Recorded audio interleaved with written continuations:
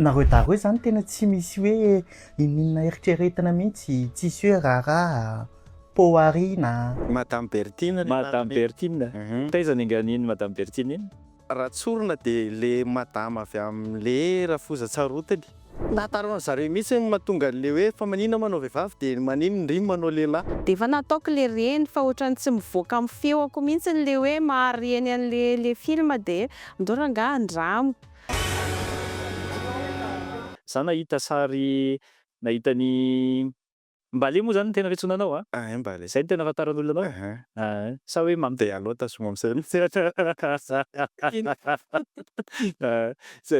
nahita Mbalé le manao reny? Madame Bertine. Madame Bertine. Nareo daholo zany tena tsy misy hoe ininona eritreretina mihitsy, tsisy hoe raharaha, poariana. Taiza ninganiny Madame Bertine iny? Raha tsorina dia le madama avy amin'le Rafoza-Tsarontany. Le reny Bekizitina, be menimenina, izay no nakana anazy. Dia le robe robe neninay tamin'izany dia nalaiko. Dia ny couleur préférée neninay rouge. Dia lasa nitazomiko amin'izay foana le izy hoe rehefa misy vidéo Madame Bertine dia rouge izay ny robe anaovany. Ary mi ve efa manao jeu de rôle loatra izay koa? Nahataran'ny zareo mihitsy ny mahatonga an'le hoe fa maninona manao vehivavy dia maninona indriny manao lehilahy.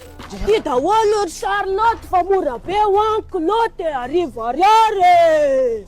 Aiza daholo ry mama Lena fa taty daholo reo naka. Vangoy mihitsy rainy, atotoy rainy. Nahatonga anazy tsy maintsy nanao an'le Madame Bertine satria nanao le hoe hanao vidéo zany zay tamin'izay fotoana izay hoe misy reny dia zanaka. Dia efa nataoko le reny fa ohatrany tsy mivoaka amin'ny feoko mihitsy le hoe mahareny an'le film dia andao rangahy andramo.